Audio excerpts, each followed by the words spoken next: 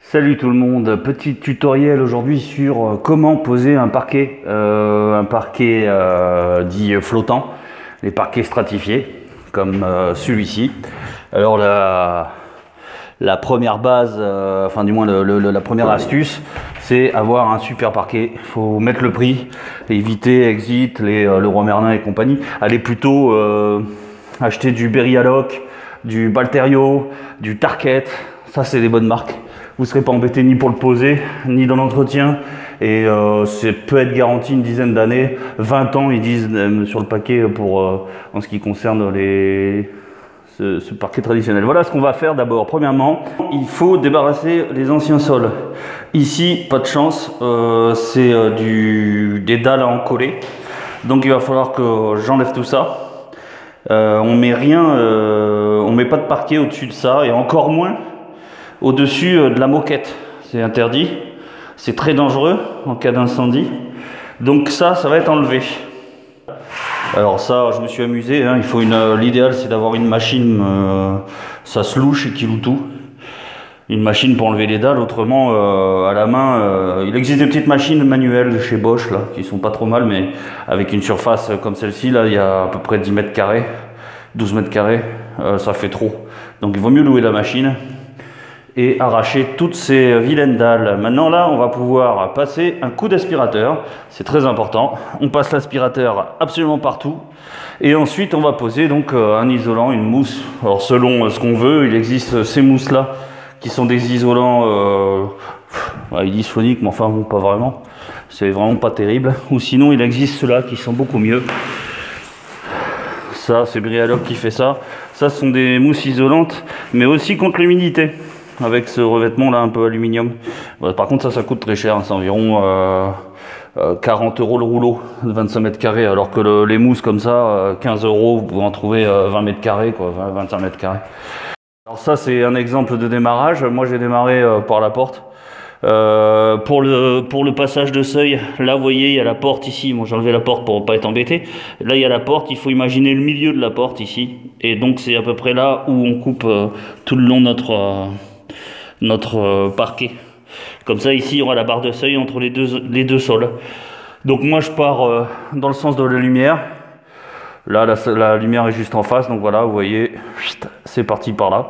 Parfois on peut pas faire autrement que de le faire dans l'autre sens, donc il n'y a pas vraiment de sens, honnêtement. Moi là je le fais dans le sens de la lumière quand je peux. Ensuite là c'est un parquet chanfreiné. Il existe deux types, les parquets sans chanfrein et les parquets à chanfreiné. Chanfreiné c'est cette petite marque en V creusée tout le tour. C'est pas que c'est mal posé, c'est le dessin du chanfrein. Alors bon, ça donne un style au parquet, mais c'est pas pour ça que je le mets moi. C'est parce que les parquets qui n'ont pas de chanfrein, qui sont plats, ils ont tendance à résister beaucoup moins bien à l'humidité. Ils ont tendance à rebiquer ici. Je vous ferai voir un parquet ou deux qui ont 5-6 ans de pose et qui sont tout rebiqués, c'est dégueulasse. Donc moi là je suis parti de là-bas, donc j'ai fait une petite découpe, hein. On va pas passer toutes les coupes. Je vous ferai voir un petit outil bien sympathique pour faire le passage des profilés de porte comme ça. Ici j'ai démarré avec voilà, un petit bout parce que c'est ma chute. Moi je jette rien, je démarre ici, je fais ma première ligne, et ensuite deuxième ligne avec la chute ici du morceau de lame là-bas, et hop on repart sur la deuxième, et c'est parti comme ça, en ligne, en ligne, en ligne, en ligne. Donc l'avantage de ce super parquet, qui est donc celui-ci du Balterio, je le rappelle. Vous pouvez le toucher, je pense 17-20 € le mètre carré. Alors l'avantage de ce parquet là, c'est que il suffit juste de venir, comme je viens de faire là, poser dans la rainure, le mettre là-bas contre la petite lame qui est déjà posée, et l'aplatir. Voilà. Hop, vous entendez même pas le clip, tellement c'est bien fait. Voilà. Celle-là, la lame est mise. On met la deuxième. Et c'est là où tout est l'avantage. Tout est dans l'avantage d'acheter un bon parquet. C'est que là, on n'a pas besoin de lever toute la rangée. On fait exactement comme on a fait pour la première. Et voilà, c'est fait. Alors je vais vous expliquer quand même pourquoi ça fonctionne aussi facilement. Parce qu'en fait, ils ont un système breveté de clipsage qui est ici. On va dire d'autoclipsage, c'est ce système-là. Alors me demandez pas, moi je suis pas ingénieur, hein. Mais grâce à ces systèmes-là, ben, on peut, alors faut pas le perdre bien sûr ça, parce que ça apparemment ça s'enlève. Ben, on peut le clipser comme je vous ai fait voir. Et il n'y a rien de plus simple pour faire un parquet. Donc là, je vais, ça c'est le côté qui va être mis ici. Donc c'est lui que je vais mettre au bout là-bas. Je donne un coup de crayon ici. Voilà. Je vais, alors moi j'ai une machine à découper, une grosse machine. Là, je vais pas la mettre en route. J'imagine que tout le monde a au moins une scie sauteuse à la maison. Moi, j'utilise une petite équerre, comme ceci. Un petit coup de trait. Et je découpe ma lame. En me mettant bien au-dessus. Alors là, l'avantage aussi pareil d'avoir une bonne machine, c'est que cette machine-là, là, c'est une Makita, et elle souffle devant, ce qui fait que je vois bien ma coupe.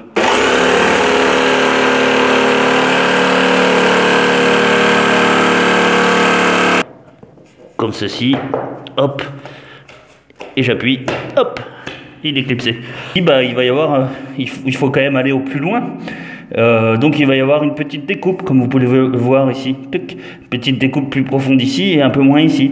Donc ce qu'il faut faire, c'est prendre sa mesure, ses marques, et le reporter. Donc là ici, vous voyez, c'est la petite découpe qui est un peu plus en profondeur.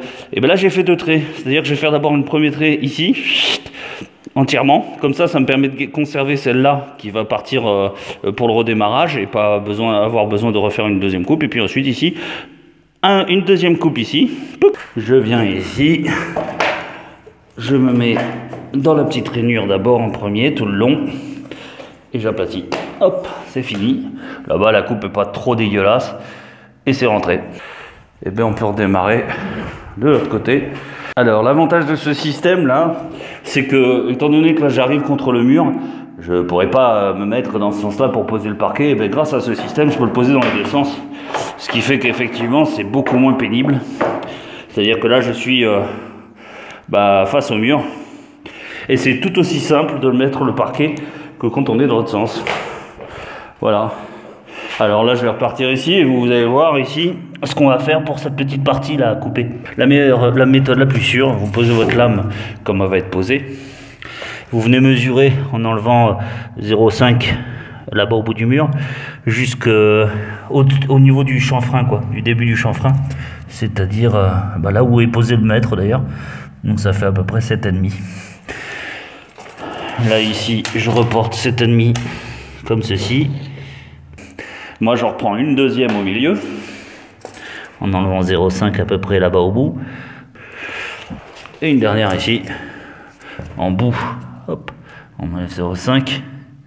Et là, on est à 7, 8, 7, 9. Vous voyez, comme quoi, il n'y a pas trop de différence entre le repère du milieu et le repère du bout. Il suffit d'amener la lame qu'on va couper. Vous l'amenez bord à bord. Ici, ils sont vraiment bord à bord avec celle qui est juste en dessous.